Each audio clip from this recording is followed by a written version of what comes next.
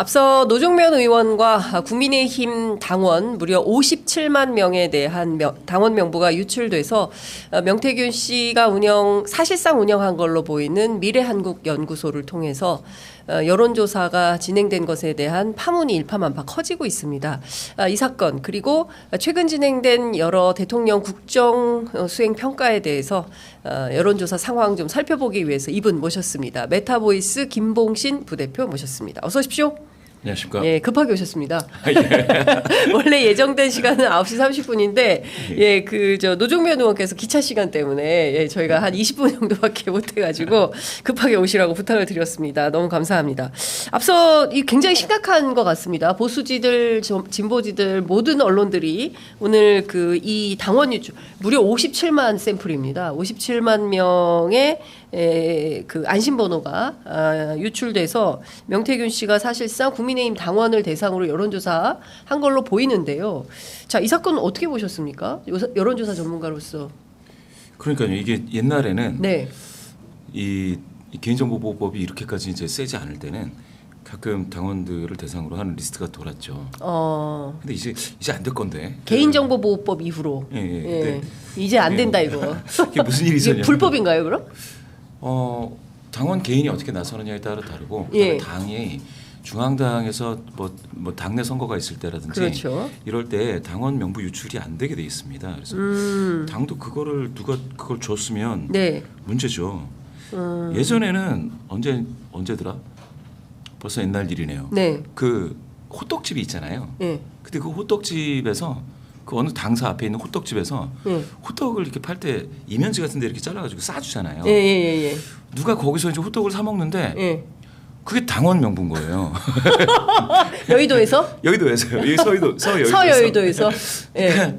이면지로 이걸 당에서 그 파쇄해야 되는데 파쇄를 안 하고 그거를 어떻게 이면지로 이렇게 어디 쌓아놓으니까 이게 호떡집에서 필요하죠. 호떡집에서도 이면지 필요하죠. 생계를 위해서 그 가져가신 거예요. 그래서 그걸 잘라서 호떡에 싸서 줬는데 심지어는 그 당 앞에서 그 당 앞에서 당원 명부로 이제 호떡을 먹는 그런 경우가 있었는데 지금 제가 불현듯 그 생각이 나더라고요. 옛날엔 그랬는데 설마 국민의힘이 당원 관리를 옛날 호떡집에 혹시 그때 그 당이 이 호떡집 그 당입니까? 정확하게 기억이 안 납니다. 그래서 저는 이 국민의힘이 설마 국민의힘이 이 정도로 허술하지는 않을 건데라는 생각을 일단은 했고요. 첫 번째, 네. 당원 명부가 그렇게 막 돌아다닐 수는 없다. 돌아다닌다 하더라도 당원 상대로 책임당원이죠. 국민의힘은 책임당원 상대로 이렇게 조사를 하는 게 중앙당에서 통제하지 않고서는 불가능하죠. 그렇게 하면 안 되게 돼 있죠. 중앙당에서 이제 몇 회 해라. 몇 회 정도는 전화 홍보해라. 또는 여론조사를 할 때 뭐 한두 번은 풀어주겠다. 뭐 이렇게 하는 경우는 있습니다. 예. 근데 지금 그 노종면 의원이 확보한 그 내용을 보면 57만 샘플이라고 표현을 하겠습니다. 57만 당원 명부를 안심번호가 포함된 그러니까 그 성별 그다음에 거주지별 이게 보니까 소팅된 주소를 보니까 서울구까지 나와 있어요. 서울시 종로구 뭐 이렇게 서울시 영등포구 이런 방식으로 나와 있고 실제로 그 명부를 주면서 후보 캠프에 줄 때 홍보용 그러니까 뭐 어떤 정책을 우리가 합니다. 우리 캠프에서는 뭘 합니다. 이런 걸 홍보용으로 하라는 용도였지 여론조사 용도로 돌린 것은 아니다. 이제 이런 얘기를 합니다. 그러니까 목적 외로 이용이 됐을 때 이것은 불법 소지는 없는 겁니까? 있죠. 그 어느 캠프에서 든지 중앙당에서 이제 그렇게 하지 말아라고 하는 걸 하면 안 돼요. 그리고 이건 이해가 안 되는 게 이게 당원들이 정치 관여도가 엄청나게 높은 분들이지 않습니까? 그렇습니다. 그러면은 자기한테 이렇게 홍보가 오고 이러면은 다 돌려보고 홍보가 와도 되는 건가 하고 다 얘기를 하는 거죠. 그러니까 여론조사가 왔다. 그러면 이상하네. 나한테 여론조사가 왔네. 그러면 신고가 다 들어가요. 옛날엔 지구당이라고 했는데 지금은 이제 시도당에서 다 모니터링을 하기 때문에 그 당원들의 눈을 피해서 당원 대상으로 여론조사를 했다라는 게 이게 사실 잘 맞지가 않죠. 그래서 이거를 아무 그 잡음 없이 그러니까 그게 문제시 되지 않고 넘어갔다고 하면 그거는 모르겠습니다. 그건 누가 묵과한 거죠. 그렇지 않고서는 그렇게 되지 않죠. 예. 그러니까 국민의힘에서 철저한 조사를 해야 되는데 또 하나 중요한 포인트는 당에서 여론조사용으로 그 당원 명부를 제공할 때 안심번호를 주는데 이틀짜리다. 그러니까 이틀 후에는 쓸 수 없도록 해놓는데 이것은 무려 25일 활용 가능한 데이터였다라는 얘기를 노중매 의원께서 하고 있거든요. 그러니까 통상 여론조사할 때 안심번호를 어떻게 받고 그 안심번호의 용도가 어떻게 되는 겁니까? 그러니까 안심번호는 만드는 거지 않습니까? 안심번호로 전환해 달라라고 하는 거고 그러니까 통신사한테 요청을 해야 되는 건데 일반적으로 여론조사할 때의 안심번호를 그러니까 전환을 해주는 거는 통신사가 해서 여심위에 주면 여심위가 그거를 신청한 정당에게 준다든지 이렇게 되는 거거든요. 네. 그런데 이제 정당이 자체적으로 당원 명부를 안심번호로 변경을 했다라고 하는데 25일 동안 하기에는 쉽지가 않은데요. 25일. 그러니까 사실상 이제 그 용도 비용이 많이 들어가죠. 비용이 57만을 25일 동안 안심번호로 전환하면 전환비가 상당하죠. 얼마나 됩니까, 대략? 일반적으로 여심위 기준으로 따지면은 1000샘플 조사하기 위해서 3만 명 받지 않습니까? 3만 명의 안심번호를 받게 되면 그렇게 전환해서 안심번호를 받는 거니까 거기 전화를 거는 건 통신비를 빼고 그렇게 전환해서 받는 것만 해가지고 한 100만 원 좀 넘죠. 3만 명에서. 3만 명이. 예. 그러니까 그게 이틀이거든요. 이틀에 그렇다라는 건데 지금 25일 말씀하셨는데 그러면 57만을 57만이면 30만 일단 1900? 한 2배 아니 20배 된다는 거지 않습니까? 20배 되니까 그럼 2천만 원. 2천만 원을 뭐 25일 하면 2억이 넘지 않습니까? 2억 얼마예요? 그러니까 이게 1000샘플을 받아서 이렇게 하면 이게 하루라는 거 하루? 이틀이죠, 이틀에 1000명을 하기 위해서 3만 명의 안심번호를 받아서. 전환해서 받는 비용이 이틀에 한 100만 원 되거든요. 한 110만 원 되는데 정확한 건 여기 뭐 소수점 밑으로까지 그런 금액이 있으니까 대충 한 100에서 110만 원 사이인데 100이라 치면 그 57만을 25일 하는 데는 2억이 넘어요. 2억이 넘는다. 근데 그거를 그렇게 전환을 해서 돌린다. 애매하네요. 근데 중요한 포인트는 그 무료라는 거잖아요. 무상으로 제공이 됐다라는 거거든요. 명태균 씨에게 미래한국연구소죠. 그러니까 사실상 지금 미래한국연구소 대표는 다른 사람이지만 실질적인 오너라고 해야 되나요? 운영의 주체라고 해야 되나요? 이거는 이제 명태균 씨인 걸로 강혜경 씨 주장에 따르면 이제 그렇게 되는 건데 이걸 보면 무상으로 제공을 받은 거잖아요. 번호를요? 그러니까 그거는 이렇게 할 수는 있습니다. 번호를 어느 캠프가 받아서 우리는 여론조사를 하겠다. 이거는 확인이 된 거다. 아니면 이거를 가지고 전화 홍보를 하겠다. 이렇게는 할 수가 있거든요. 전화. 아니 그러니까 전화 홍보용으로는 주었지 여론조사를 해도 좋다라고 한 것은 아니다라는 게 이준석 대표의 해명이라는 거예요. 아 그래요? 그러면은 여론조사 하면 안 되죠. 그러면 안 되는 거고 그러면 2억 몇천을 들여서라도 그거를 안심번호로 전환한 다음에 그 금액이 있겠죠. 그걸 가지고 활용을 해라라고 할 수는 있겠는데 거기에서 그것도 횟수가 정해져 있어요. 몇 번 해라. 몇 번 전화 홍보를 해라, 뭐 문자를 보내라, 뭐 이런 것들이 횟수가 정해져 있는 경우가 되게 많고요. 지금 같은 경우엔 약간 이상하네요. 이상하게. 상당히 이상하다. 그리고 여심위에 신고를 안 했어요. 당원 대상 여론조사.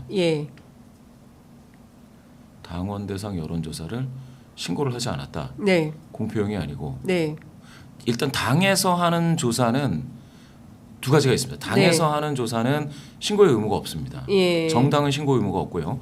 두 번째, 그 다음에 이게 이 당직 선거인 경우, 당직 선거인 경우에는 기본적으로 여심에서 관리하지 않습니다. 공직 선거를 법으로 규제를 하는 것이기 때문에 당직 선거는 해당이 되지 않을 수가 있죠.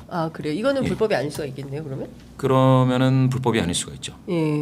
하여간 이 문제는 저희가 선거법이나 정치자금법 위반 여부에 대해서 민주당 그리고 또 국민의힘에서 자체 조사를 하겠다고 하니까 관련해서 누가 유출을 한 건지 그리고 노종면 의원이 확보한 녹음 파일에 따르면 실제로 문항 설계까지도 함께 세트로 이게 명부를 줄 때 문항 설계까지 같이 해서 제공한 걸로 보인다. 이제 명태균 씨가 운영하는 미래한국연구소에 국민의힘 당원 명부인 57만 명을 넘길 때 여론조사를 이렇게 하라라는 문항설계까지 해서 그러니까 그 유출한 자가 유출한 사람이 그렇게까지 해서 넘겨준 걸로 보인다. 이제 이게 그 노종면 의원의 설명이거든요. 앞선 인터뷰에서. 그렇죠. 네. 그 당원 명부를 뿌릴 때 그 당원 조사가 되게 민감한 이유 중에 하나는 이게 뭐 당직 선거이건 간에 하여튼 당원이나 대의원 같은 경우에 성향 파악이라는 게 있지 않습니까? 네, 성향 파악. 사실은 그 조사 왜 하겠습니까? 성향 파악 때문에 하는 거거든요. 그러니까 누구를 지지하는지. 그렇죠. 네. 그리고 나서 이렇게 뭐 예전에는 뭐 전화조사로도 하고 ARS로도 하고 그러면 그 성향 파악이 된 사람들에게 투표 동료를 한다든지 아니면은 뭐 어떤 다른 캠페인을 아주 강하게 하기 위해서 성향 파악이 기본입니다. 그러니까 누구를 지지하십니까? 그렇죠. 그래서 이제 이걸 그냥 단순하게 뭐 당원 조사 할 수 있지 않느냐 그렇게 되는데 중앙당이 당원 조사를 되게 겁내는 이유는 그렇게 캠프들이 성향 파악을 일단 하게 되면 다른 식으로 이제 활용될까봐. 어떤 식의 활용? 그러는 거죠. 이제 성향 파악이 완전히 되면 그다음에 이제 예측이 정확하게 되고 그다음에 잘 안 될 것 같. 이 사람이 좀 나와야 되는데라고 하면 계속해서 문자를 보낸다던가 아니면 뭐 전화를 한다든지 동료를 한다든지 특정 후보의 그렇죠. 어떤 이게 어차피 캠프가 하는 거니까 조사가 자기 후보를 좀 찍어달라 도와달라라는 거를 아주 지속적으로 할 수가 있어요. 근데 그 성향 파악이 전 국민을 상대로 하기는 어렵지 않습니까? 몇 천만인데 그렇게 하기는 어려운데 당원들을 상대로는 그런 것들을 하기 때문에 당원들 대상으로 조사하는 것에 대해서 어느 당이건 중앙당이 좋아하지 않습니다. 네, 굉장히 좀 두려워하죠. 그렇군요. 지금 여론조사 관련해서 정당과 언론을 제외한 이가 정당과 언론에 해당하지 않죠. 미래한국연구소는 선거 관련 여론조사를 하거나 의뢰하는 경우에는 조사 이틀 전에 선관위에 사전 신고를 해야 한다는 것이고요. 윤건영 의원실에 따르면 미래한국연구소는 2018년부터 2024년 24건의 미공표 여론조사를 하겠다고 선관위에 신고를 했는데 이 가운데 이번에 노종면 의원이 공개한 2건은 포함되어 있지 않다라고 합니다. 그렇죠. 그러면 사실상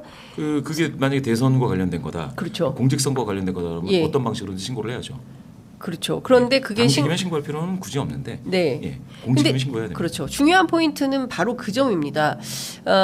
대통령 선거를 앞두고 이른바 미래한국연구소에서 모두 50차례 여론조사를 했는데 49번이 윤석열 후보가 1위인 걸로 조사가 됐다는 거거든요. 몇 번 해가지고요? 50번. 50번을 했는데 49번이 윤석열 후보가 1위를 차지했다는 겁니다. 그런데 비슷한 시기에 다른 여론조사들이 있지 않습니까? 뭐 갤럽이라든가 이런 등등의 여론조사에서는 윤석열 대 이재명, 이재명 대 윤석열의 여론조사가 엎치락뒤치락 이렇게 했다는 겁니다. 그래서 결과적으로는 뭐 동아일보의 분석인데요. 입맛에 맞는 어떤 그 결과를 얻어서 명태균 씨가 어떤 영향력을 확대하는 데 쓰려고 했던 것은 아닌가라는 의심을 하고 있는 거죠. 이 가능한 일입니까? 경우에 굉장히 어려운 걸 말씀하시는데 여론조사를 하는 사람이 이걸 시청자 여러분께서 잘 알고 계셔야 되는 건데 여론조사를 하는 사람이 그 조사의 대상이 되는 후보들 정당에 대해서 어딘가에 내가 지켜야 된다. 뭐 이런 내가 누군가를 사수해야 된다. 어떻게 해서든지 내가 뭘 만들어야 된다.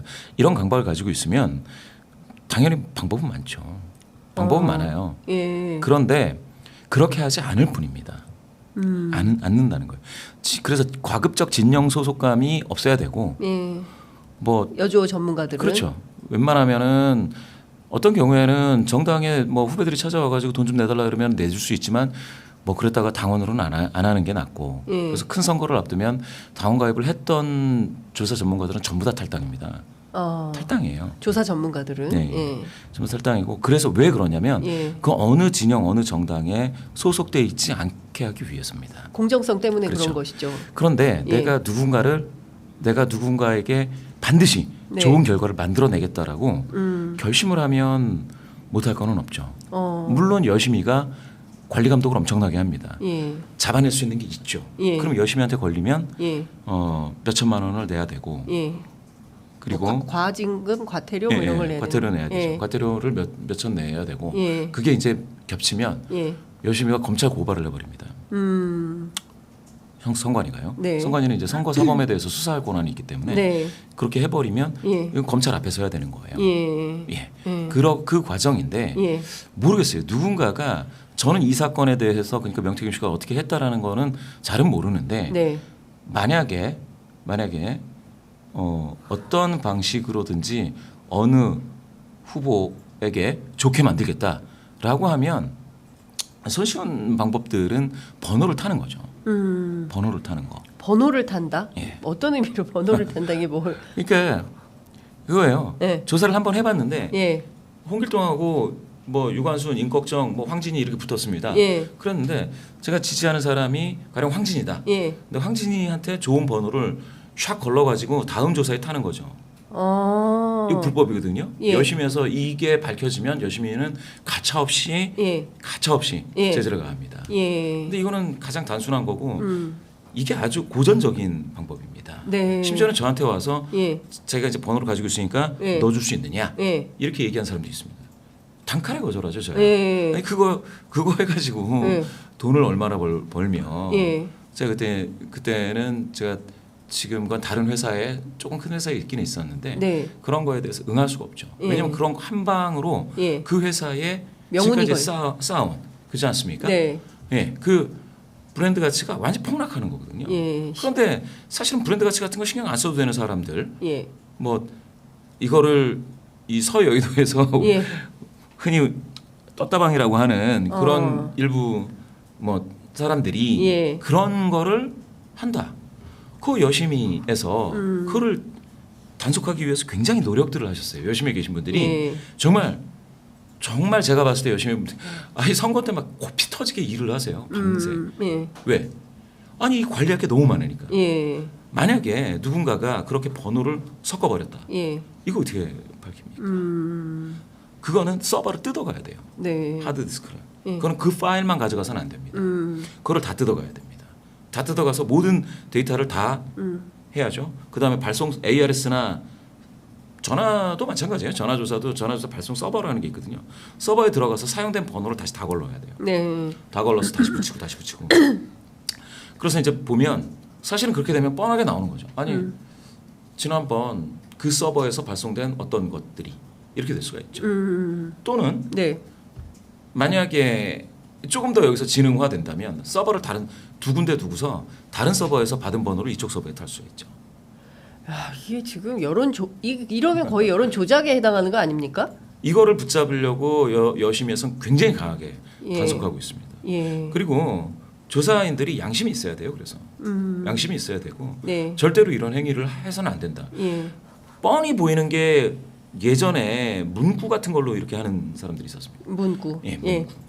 그런 거는 이제 저도 기회 있을 때마다 그걸 이런 단어 쓰면 안 된다라는 얘기를 자꾸 하고. 그렇죠. 지난번에도 말씀해 예, 주셨죠. 우리 예. 시민분들, 우리 예. 대한민국 국민분들이 인식이 굉장히 높아졌습니다. 그러다 보니까 그냥 조금 신문 보시는 분들 이런 유튜브 보시면서 정치 토론 하시는 분들은 이제 다 아세요. 네. 그 정도는 야 이런 단어 쓰네 이건 되게 나쁜 짓이다 네. 아는데 도저히 알 수 없는 것들이 몇 개가 있어요. 사실은 문항 순서 효과도 제가 봤을 때 2022년 전에 많은 시청자분들이 관심이 거기까지 안 갔던 내용입니다. 네. 그런데 문항 순서 효과 있죠. 없다고 할 수 없죠. 그리고 이제 번호 문제 있죠. 네. 없다고 할 수 없죠. 예. 그래서 제가 생각했을 때 이 선거법에서 6개월이거든요. 예. 여론조사 데이터 보관 기간이 예. 6개월입니다. 6개월 지나면 막 하드를 갈아버려요. 그러니까 유튜브에 보셨죠? 믹서에 넣고 핸드폰 갈아버리듯이 예. 갈아버릴 수가 있습니다. 그러니까 지금 말씀해주신 그 서여의도 소위 이제 서여의도 떴다방 그러니까 선거 때만 되면 나타났다 사라지는 서여의도 떴다방 전문 용어입니다. 예. 여론조사 업계 전문 용어가 또 오늘 나왔는데 이런 분들을 잡기 위해서 열심히 해서 상당히 열심히 일을 하고 있다. 근데 명태균 씨 같은 경우에는 지금 드러난 그 이야기들이 다 사실이라고 한다면 그 여심위의 눈을 피해서 실제로 뭔가 활동이 있었던 것은 아닌가 의심이 되고. 이게 지금 몇 년 지난 거죠? 2년 지났나요? 3년 차죠 이제. 예, 2년 지났죠. 2022년 상황이니까. 그러면 그 당시에 하드웨어들이 네. 없을 수가 있죠. 없을 수가 있는데 그거를 왜 없앴느냐라고 이야기하기가 어렵습니다. 왜냐하면 법정 규정이 6개월이거든요. 그렇죠. 그러니까 저는 여심이가 그 조사 결과 등록할 때 그 데이터까지 다 등록을 시켜버렸으면 좋겠어요. 네. 장난 못 치게. 네. 예. 그리고 전 단체장 조사나 예. 대통령 긍정 부정도 이것도 여심이가 관리를 이렇게 제가 몇 가지 얘기하면 여심 분들이 싫어하십니다. 일이 너무 많은데. 또 더 일을 하란 말이냐 이런 건데. 그런데 이게 신뢰도와 공정성과 그리고 이런 일종의 이제 여론 조작은요. 굉장히 심각한 범죄입니다. 제가 이 말씀 한번 드려볼게요. 예전에 제가 갤럽 다닐 때 그때 새누리당에서 후보 경선 조사인가 이걸 들어왔는데요. 그걸 주셨는데 그때 갤럽에서 이걸 이상한 말씀을 하시는 거예요. 당원인지 면접원들이 당원인지 여부를 물어봐라. 그거 확인해라. 아니라는 걸 증명해라. 전화 면접입니다. 면접에서 그래서 당신은 국민의힘 당원입니까 아닙니까 이걸 물어보라는 거예요? 그 면접원들 소속이 연구원들 면접원들 이 갤럽에 있는 분들 한 명도 없었어요. 한 명도 없었는데 이걸 증명하라는 거예요. 그래서 이걸 어떻게 증명하느냐? 근데 왜 그러시느냐? 혹시 상대당 그러니까 민주당 당원이 있을까봐 그러시냐? 그랬더니 그게 아니고 국민의힘 그러니까 당시 새누리당 당원이 있을까봐 그렇다. 아니 근데 같은 당원이 왜 문제가 되세요? 그랬더니 이 말씀을 하시더라고요. 당원이라는 거는 계파가 있다는 뜻이다. 그죠? 계파.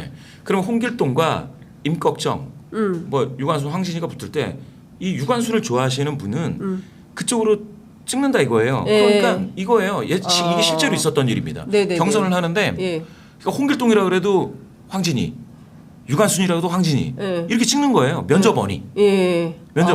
그런 일이 있었습니다. 그러니까 그때 그 새누리당에서는 안 되겠다. 당원이 아닌 사람들로만 구성되어 있는 면접을 해야겠다. 이렇게 되는 거죠. 위해서. 자, 이거를 제가 한 말씀만 더 드리면 최근에 더불어민주당에서는 여론조사를 하는 기관은 후보 컨설팅을 하지 마라. 후보 컨설팅을 담당하면 여론조사를 할 수 없다라는 자체적인 결론을 내렸어요. 좀 뭐라 그럴까 일종의 규율이죠. 정해진 거는 아닌데 이렇게 성문화된 거는 아닌데 내부적으로 하나의 이런 기준을 우리가 한번 두자라는 것들이 있었습니다. 그렇군요. 그게 그거죠. 어느 후보를 막 지지하는 사람이 지지하는 어떤 회사가 여론조사도 해. 근데 그 후보 여론조사를 해요. 그건 말이야. 공정성에 위배가 되죠. 그렇죠. 말이 안 되는 그런 거죠. 일들이 있지 않게 하자라는 게 또 이제 지금 여러 정당들이 갖고 있는 그런 고민입니다. 그렇군요. 지금 하여간 57만이나 되는 그 국민의힘 당원 명부가 명태균 씨한테 넘어가서 그 자체로 여론조사에 활용이 된 걸로 확인이 되면 제가 보기에는 그 법률적 문제는 피해가기가 굉장히 어려울 것 같다. 선거법이나 정치자금법이나 이런 부분들은 좀 살펴봐야 될 것 같다라는 생각이 좀 듭니다. 자, 이것 좀 여쭤보겠습니다. 하여간 이 사건과 관련해서는 일파만파 계속 파문이 커질 겁니다. 그래서 다음 주까지 이어지는 여론의 추이를 저희들도 보면서 계속 보도해 드리도록 하고요. 자, 여론조사 좀 보겠습니다. 어제 전국 지표조사인 NBS 여론조사가 발표가 됐습니다. 윤석열 대통령 국정수행 평가 지지도가 또 최저치가 나왔습니다. 긍정 24, 부정 66. 어떻게 보십니까? 이게 그러니까 MBS 조사에서 24 나온 거잖아요. 네. MBS 조사는 이게 16개 광역시, 17개죠. 17개 광역시도 별로 뭐 이렇게 쪼개서 막 조사하고 이런 게 좀 많아가지고 그러니까 약간 좀 읍면 지역 분들도 이렇게 들어오실 확률이 좀 있어요. 읍면 단위, 기초 단위. 그러니까 부산, 울산, 경남 이렇게 하면 부산에서 다 채울 수도 있지 않습니까? 울산이나. 그런데 이제 이걸 쪼개면 경남에서도 들어오실 수가 있어요. 그런 얘기는 뭐냐? 그 MBS 조사가 약간 보수적이다 이렇게 말씀하시는 분들이 있는데 제가 생각할 땐 이렇게 철저하게 하다 보니까 세상 돌아가는 일에 관심이 이렇게 많지 않은 그런데 읍면 지역에 거주하시면서 생계에 관심이 많은 좀 어르신들 이런 분들도 샘플링이 충실하거든요. 그러다 보니까 약간 대통령 긍정률이 다른 조사 갤럽보다도 약간 좀 높게 나오는. 예, 그렇죠. 네. 긍정률이 높게 나왔었습니다. 예. 근데 여기서 24예요. 예. 역대 그러니까 지금 이번 정부 들어 최저치 경신. 네. 저는 이거를 보면서 이거는 참 대통령실에서는 이거를 어떻게 대응할지 모르겠습니다. 지금 해외 순방 네, 오늘 들어옵니다. 예. 순방 중이신데 이 국내에 이렇게 차가운 어떤 여론을 순방을 통해서 이게 막기가 쉽지가 않겠다라는 생각은 저는 하고 있습니다.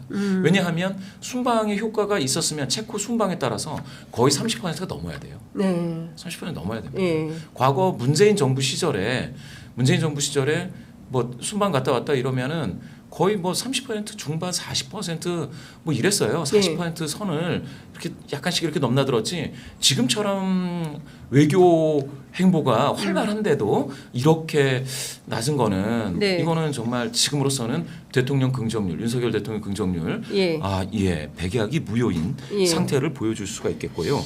더군다나 지역적으로는 또 충격적인 그런 지표도 지금 나오고 있습니다. 네. 그게 뭐 사실상 뭐 서울 같은 경우가 이제 좀 그런데요. 예, 서울이 14% 나왔습니다. 인천, 경기가 16%, 대전, 충청, 세종이 19%, 광주, 전라 11%.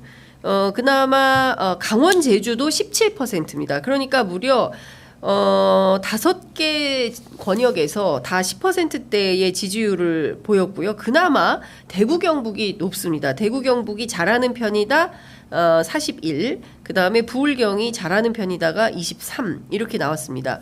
종합적으로 보면 서울에서 매우 잘하고 있다, 잘하는 편이다 다 합쳐서 18%가 나왔고요. 광주, 전라에서는 12%. 그리고 인천, 경기 21, 대전, 충청 29, 부울경 29, 강원, 제주 23, 대구, 경북만 46으로 종합 긍정이 종합 부정을 3%포인트 앞서는 걸로 조사가 됐습니다. 그렇죠.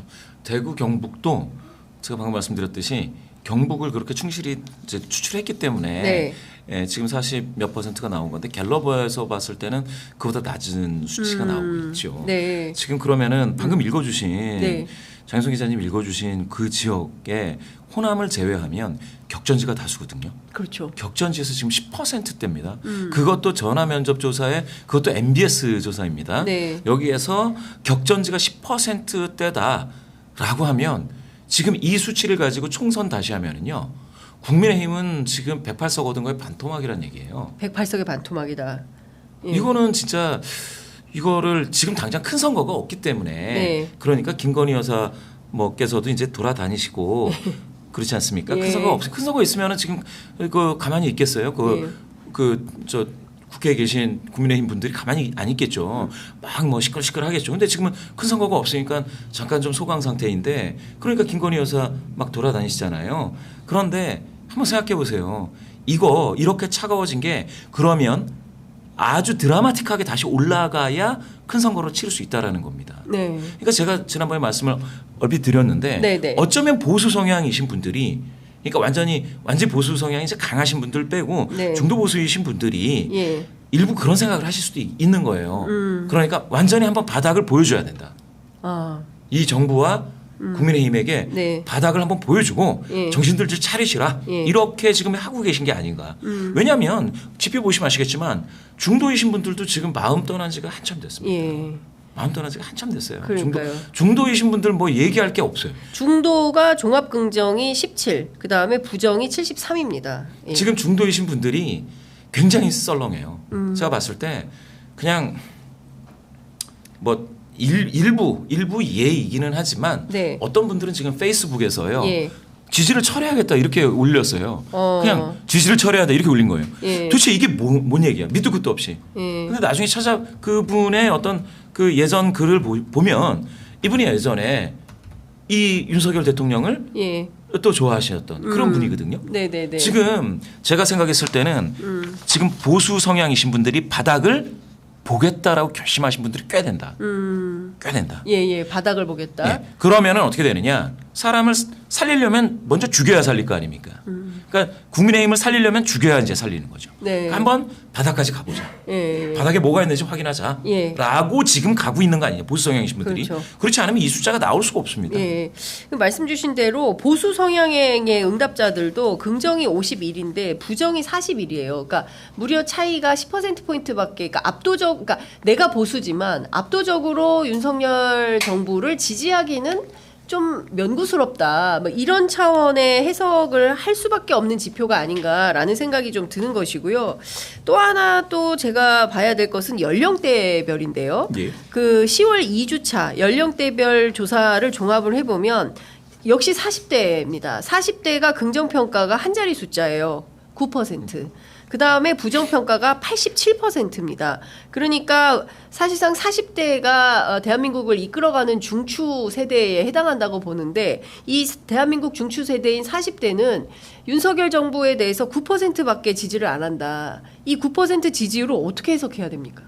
그렇죠. 40대 9%. 사실상 이제 40대 9%의 부정이 87이다. 예. 그럼 그 밑에 50대 한번 보시죠. 예. 부정이 78입니다. 여기 그러네요. 80이죠. 80. 예. 예. 80 정도 나온다. 예. 이게 75가 사실은 딱 하나의 선을 이루고 있거든요. 네네네. 75보다 75 정도의 어떤 수치가 걸렸다라는 거는 이거는 나머지 25는 이제 점점 더 줄어들 확률이 큽니다. 그게 왜 그러냐면 예. 2016년에 예. 그 국정농단이 네. 있었고요. 예. 그래서 각계에서 이제 촛불이 타오르고 이런 상황에서 무슨 조사를 하느냐면 그만하셔야 되느냐, 네. 박근혜 전 대통령 그만하셔야 되느냐 이런 여론조사가 있었습니다. 네네. 그때 70%가 넘고 75가 되니까 예. 분위기가 확 달라져요. 그렇게 한 3번 나오면 예. 달라집니다. 그게 왜 그러냐면 예. 이게 25, 75 요게 지금 중요한 게 예. 지금 25 밑으로 내려갔죠. 그렇죠. 25비트입니다. 그렇죠. 예. 그리고 지금 75가 넘고 80이 되는 데가 있다고 하셨지 않습니까? 네. 75가 되면 4명이서 이렇게 맥주 한잔 할 때 예.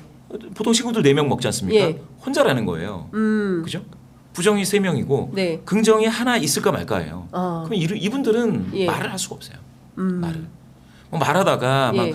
막 화가 나서 혼자 뛰쳐나가기도 하고 이러는데 그죠? 예. 잘 안 됩니다. 이거는 예. 이제 침묵의 나선을 탄다고 하죠. 아, 침묵의 나선이다. 타고 이제 내려가는 겁니다. 예. 그러면 갈수록 이게 심해져요. 예. 그거를 뻔히 알고 있죠. 모든 국가기관에서도 알고 있고. 예. 그러면 지금 뭐 40대 말씀하시는데 제가 봤을 때는 50대가 더 심하죠. 50대 50대가. 78. 그리고 지금 60대에서 네. 부정이 57이니까 한 60% 가깝지 않습니까? 네네네. 그런데 20대를 한번 보세요. 예. 부정이 아, 63이에요. 그러네요. 예. 지금 그러니까 30대가 70입니다. 예. 아버지 세대하고 아들 세대, 딸 세대가 의견을 같이 하고 있어요. 그러네요. 예. 이건 뭐냐? 과거에 예. 특히 이제 영남권에서는 예. 성향을 물려준다 그래서 아빠, 엄마가 보수면 예. 딸, 아들도 보수해야 된다라고 예. 해서 그 성향을 물려주고 했었지 않습니까? 예. 지금 이게 이제 조짐이 거꾸로 된다는 겁니다. 역행되는 것이죠. 예. 그러면은 엄마, 아빠가 예. 아들, 딸한테 예. 우리 딸 요새 정세 어떻게 생각해? 이렇게 물어볼 수 있는 상황이 된 거예요. 대화가 가능한. 예. 예. 그렇게 되면은 뭐냐?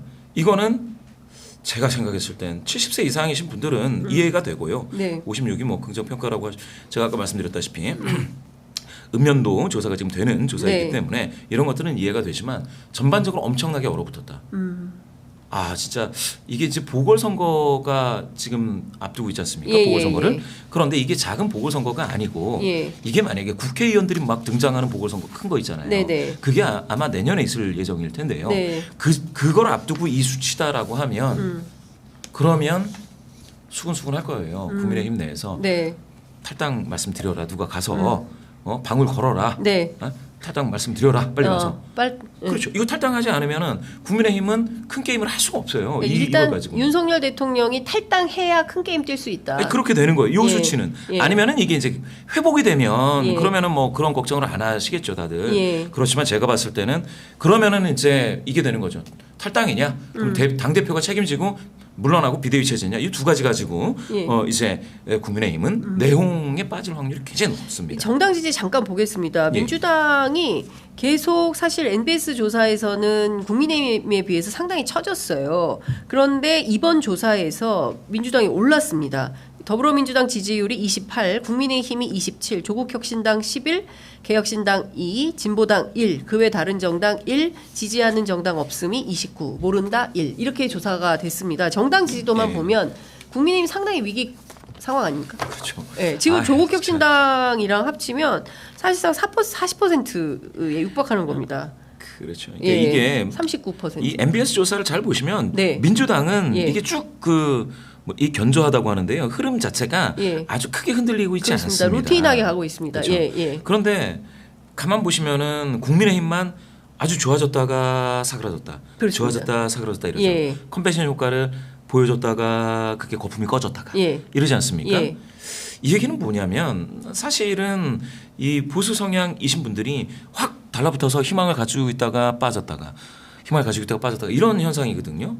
지금 총선 직전에 39대 29였습니다. 10%포인트 격차로 국민의힘이 좋았습니다. 그 총선 결과가 안 좋으니까 확 빠졌죠. 국민의힘의 지지도가 또 빠졌죠. 지금 이렇게 보면 사실은 지금 상황은 국민의힘이 정말 바닥 수준으로 가고 있다. 27% 이거 국민의힘의 이번 정부 하에서 조사된 거에 최저 수준입니다. 그래서 제가 봤을 때는 민주당은 그냥 견조한 흐름이에요. 견조한 흐름이고 28이다. 하나 이제 재미있는 거는 저는 이렇게 보고 있습니다. 검찰 구형이 2번 있었습니다. 이재명 대표에 대해서. 그런데 정당 지도가 크게 변하지가 않아요. 그거는 한번 볼 상황이에요. 검찰 구형 정도로는 이제 효과가 없다. 민주당 지지도에 효과가 거의 없다. 거의 없다라고 본 거고요. 그거까지는 확인을 했습니다. 물론 이제 최종 판결을 봐야 되는데 거기까지는 확인을 했고 국민의힘은 야 이거 뭐 더 이상 그 한동훈 약발도 지금 이게 한계인가? 그러면 이 국민의힘은 야 이거는 최저치 여기서 한 번 더 떨어진다고 하면 제가 그래서 지금 국민의힘이 위기라는 거는 여당입니다. 여당 프리미엄을 가지고도 민주당하고 대등하죠. 그런데 여당 프리미엄을 가지고도 가령 민주당이 5.5를 넘어서 이기는 상황이 발생하면 지금 아까 말씀하셨듯이 조국혁신당을 고려했을 때는 지금 이미 민주 계열이 이긴다고도 볼 수 있습니다. 하지만 이제 당이 다르니 다르게 판단하면 그러니까 국민의힘의 위기가 아주 심화되어 있는 걸 우리는 볼 수 있다. 이거요. 이렇게까지 따라붙는 거 제1야당이 언젠가 말씀드렸겠지만 이게 3, 4년 걸려요. 3, 4년 걸린다. 3, 4년 걸려요. 이번 정부 하에서는 6개월 걸렸습니다. 더불어민주당이 쫓아가게. 5.5이 내로 쫓아가게. 그러더니 지금은 가끔씩 5.5이 이내지만 이거 봐라 이기나 이렇게 보여지고 있지 않습니까? 굉장히 미세한 요 크로스라고는 말할 수 없지만 수치만으로 따지면 이거 뒤집힌 거다라고 생각하시는 분들이 있을 거예요. 이게 그러니까 만약에 한 번 더 벌어진다. 그러면 알 수 없는 상황이 되죠. 자 다음 주 수요일 날 11.6 재보궐선거가 있습니다. 부산 그리고 강화 이게 두 군데에서 기초단체장 선거가 있는데요. 어떻게 봐야 됩니까? 지금 뭐 총력 공세를 하고 있습니다. 저는 글쎄요. 강화도 강화인데 금정. 부산 금정이 중요하죠. 부산이 항상 그랬었지 않습니까? 지난 총선에서도 부산에서 민주당이 엄청 크게 될 것이다.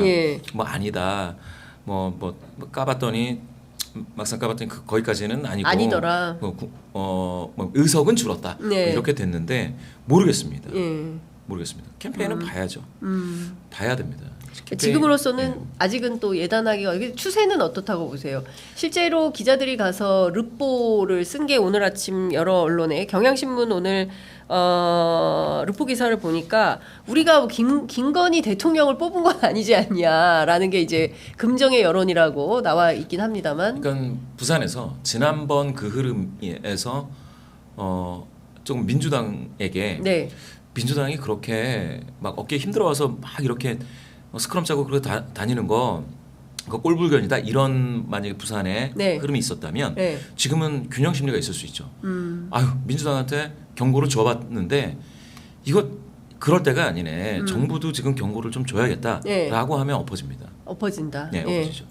그런데 그렇지 않고 민주당 캠페인이 여전히 좀 지나치게 뭐라고 해야 될까요? 자아도취적인 부산에서 이긴다 막 이렇게 너무 하면 너무 없는 밴드웨건 효과를 너무 가져가면 그러면 또 몰라요. 부산 분들이 보니까 약간 좀 이렇게 뭐라고 토라진다고 해야 될까요? 아니 너무하지 않느냐 당신애들 당신네들만 있는 거 아닌데 막 이렇게 될 수가 있어요. 그래서 그거를 캠페인 전략이 중요하다. 잘 읽어야 돼요. 그래서 제가 생각할 땐 부산 민심을 잘 읽어야 돼. 캠페인 메시지가 메시지를 좀 더 다듬어야 되는데 모르겠습니다. 그건 제가 여기서 말씀드릴 거예요. 그러게요. 캠페인 메시지가 굉장히 중요한데 얼마나 부산 민심을 잘 반영하느냐 이게 중요하다. 한 가지 확실한 건 이 단일화됐었죠. 지금 야권이 단일화된 것에 대한 컨벤션 효과가 유지되는 기간에 있습니다. 단일화 컨벤션 효과가 유지되는 기간에 들어와 있다. 들어와 있는 건 맞아요. 있는 건 맞아요. 그걸 어떻게 활용하고 그거를 어떻게 상방 압력으로 확 치고 올라올 수 있게끔 하느냐라는 거는 캠페인 주체가 할 일입니다. 또 그거를 뭐 국민의힘은 또 누르려고 하겠죠. 그렇죠. 그런데 그 기간에 있는 건 맞습니다. 확실하게 컨벤션 효과 그 구간에 들어와 있는 건 맞다. 그렇기 때문에 실제로 알 수 없다. 상방 압력을 받아서 치고 올라가느냐 아니면 국민의힘에서 하방 압력으로 내리 누르느냐 둘 가운데 어느 힘이 더 세냐에 따라서 선거 결과는 달라질 것이다. 알겠습니다. 자, 시간이 다 돼서 이제 마무리를 해야 되는데요. 하나만 여쭤보겠습니다. 이 NBS 조사인 것 같은데요. 지금 대통령이 벌써 24번째 거부권 행사하지 않았습니까?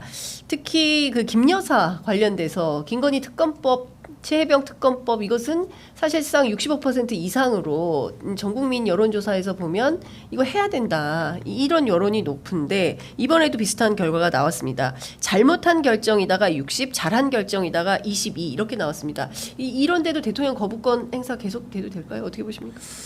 그렇죠. 근데 이게 원래로 따지면 이게 원래 60보다 더 높은 비율로 나와야 맞는데 지금 모름부응답이 18로 나오잖아요.